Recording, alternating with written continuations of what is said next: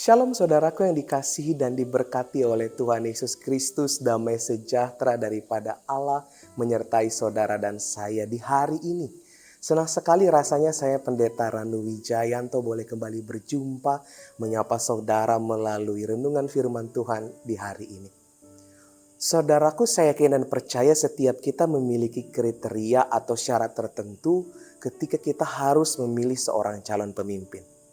Salah satu contoh di antaranya adalah ketika kita harus memilih calon presiden. Kita tahu bahwa tugas presiden adalah memimpin dan mengatur negara. Agar seseorang dapat menduduki jabatan tersebut, ada kriteria bahkan syarat-syarat yang harus dipenuhi ketika seseorang mencalonkan diri menjadi calon presiden. Misalkan saja seorang calon presiden tentu harus merupakan warga negara di tempat di mana ia akan dipilih. Seorang calon presiden juga harus sehat secara jasmani dan rohani. Ia juga harus berpendidikan, ia berwawasan luas, dan yang paling penting adalah jujur. Seorang tidak akan menduduki jabatan presiden bila ia gagal memenuhi syarat-syarat tersebut. Dan saudara perlu kita ketahui syarat inilah yang dipakai sebagai standar dalam pemilihan pemimpin bangsa. Sebagaimana negara perlu aturan, jemaat Tuhan di Kreta pun juga demikian. Karena itu Paulus menyuruh Titus untuk memilih dan menetapkan penatua-penatua di tiap-tiap kota. Tugas mereka barang tentu juga adalah bagaimana bisa memelihara dan juga mengembangkan dan membimbing jemaat. Bahkan juga penetapan ini bertujuan agar kehidupan jemaat menjadi lebih teratur. Namun seperti halnya pemimpin negara, para penatua yang ditunjuk untuk menjalankan wewenang ini pun terlebih dahulu harus memenuhi segala persyaratan yang telah ditetapkan. Ini bisa kita lihat di ayat bacaan firman Tuhan hari dari Titus pasal yang pertama ayat yang ke-6 sampai ayat yang ke-9. Kita bisa lihat saudara-saudari sekalian, bagaimana syarat ini harus dipenuhi oleh seorang calon penatua bahkan juga penilik jemaat. Tapi saudaraku yang dikasih dan diberkati oleh Tuhan, ada dua hal yang penting yang harus dipahami oleh penatua jemaat dalam menjalankan tugas gerejawi.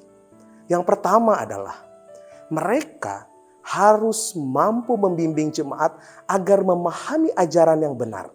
Bukan hanya memahami saja, tetapi juga mau melakukannya. Bahkan si penatua pun juga harus dan mau melakukannya.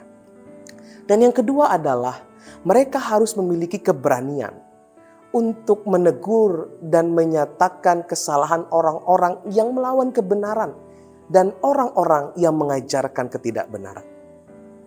Dan saudaraku yang dikasih dan diberkati oleh Tuhan Yesus Kristus, sebenarnya syarat-syarat yang ditentukan oleh Paulus sebagai syarat pemilihan seorang penatua gereja adalah juga persyaratan yang harus dipenuhi oleh orang-orang dalam kehidupan kekristenannya secara keseluruhan. Karena syarat-syarat tersebut lebih kepada prinsip-prinsip hidup dalam kekristenan. Dan semua orang Kristen sudah seharusnya memenuhi persyaratan tersebut. Artinya saudara, walaupun seorang tidak menduduki jabatan tua-tua atau majelis di dalam jemaat, bukan berarti ia tidak dibebaskan dalam peraturan-peraturan tersebut. Tapi justru harus melakukan peraturan-peraturan tersebut.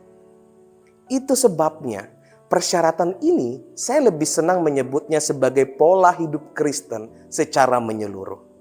Dan saudara-saudariku, mari saat ini kita renungkan bersama bahwa di dalam kehidupan kita sebagai orang Kristen, kita bisa memiliki pola hidup yang Kristiani yang benar ketika kehidupan kita didasarkan dan juga berakar kepada kebenaran firman Tuhan yang tertulis di dalam Alkitab. Seorang Kristen juga harus mempertahankan kesetiaannya terhadap pasangannya, apalagi di dalam keluarganya. Menjaga kekudusan moralnya, juga memiliki keteladanan dalam karakter hidupnya, serta dalam bahasanya ia juga mencerminkan kasih Kristus. Kiranya Tuhan menolong kita semua. Mari kita berdoa. Terima kasih ya Tuhan, hari ini kami diajarkan melalui kebenaran firman-Mu. Kami diajarkan untuk bisa memiliki moral hidup yang baik. Bukan hanya ditujukan kepada calon-calon penatua ataupun pemimpin gereja, tapi juga kami bisa menerapkan peraturan yang sama dalam hidup kami sebagai seorang Kristen. Bimbing, tuntun, dan sertai kami sebagai anak-anak Tuhan. Karena kami kena percaya apa yang kami lakukan di setiap hari, kami sandarkan kepada kebenaran yang luar biasa yang kami hanya temui dan kami dapat di dalam Yesus Kristus. Terima kasih Bapa di sorga, kami serahkan berbagai aktivitas kami di sepanjang hari ini. Berkatilah, sertailah, dan urapilah kami. Di dalam Yesus Kristus kami berdoa dan kami berterima kasih dan kami serahkan hidup kami seutuhnya ke dalam tangan pengasihan Tuhan. Amin.